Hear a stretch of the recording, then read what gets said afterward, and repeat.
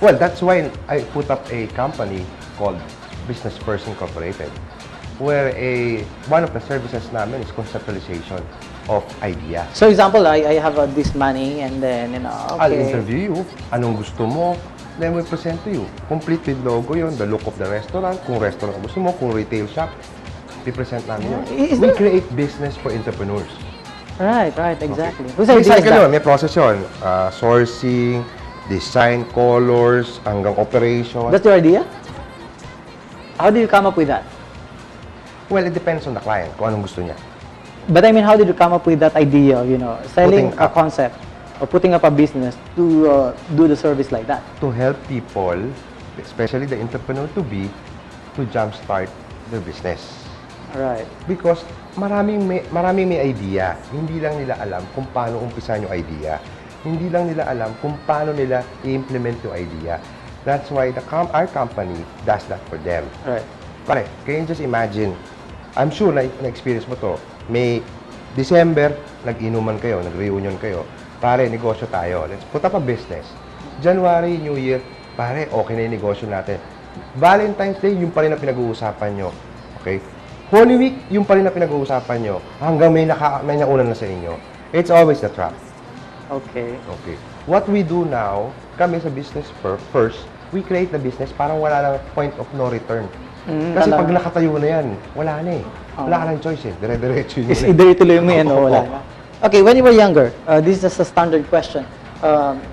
Bulakbol o mahilig sa academic? Naku, when I was younger, To be honest. patay. Well, troublemaker. Troublemaker. Troublemaker. How did that make you? Wow. It helped me a lot. I learned how to survive the real world, the jungle. Bata pala ako, nagne-negotiate na ako kani-kanino. Right. So, nakatulong yung pagiging ganun. I think so. What's responsible for you being like that when you were younger? That I don't know. I cannot Is blame it a anybody. choice? I think it's me. Yeah. When you were in college, you were talking about businesses na rin or hindi ba? Actually, when I was in college, medyo seryoso na ako. Baliktad. Right. When I was No girls whatsoever.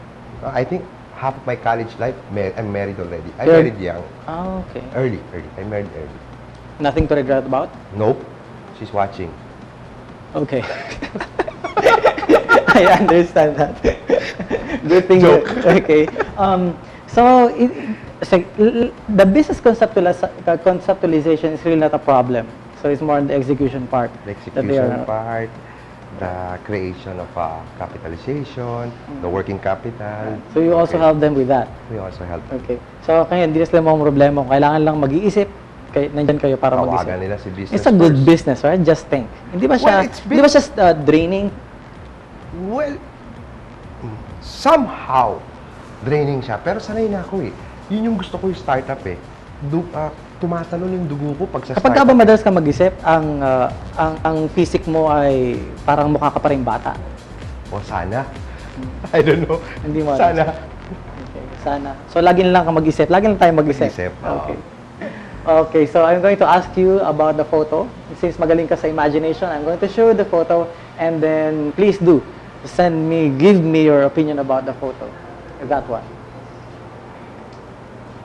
Manny Pacquiao. Well, he's crying and maybe He's he's crying? happy. Marami na naman akong pera. Okay, good. Isa pa. Isa pa? Well, para sa iyo to, Pilipinas, I mean, he's proud that he has that title belts. Filipino pride. Filipino pride. Thank you so much for that. I'm going to go back to you later on the program. And up next, our two guests will join me to answer your questions and their luck on this week's fun game. Stay with us.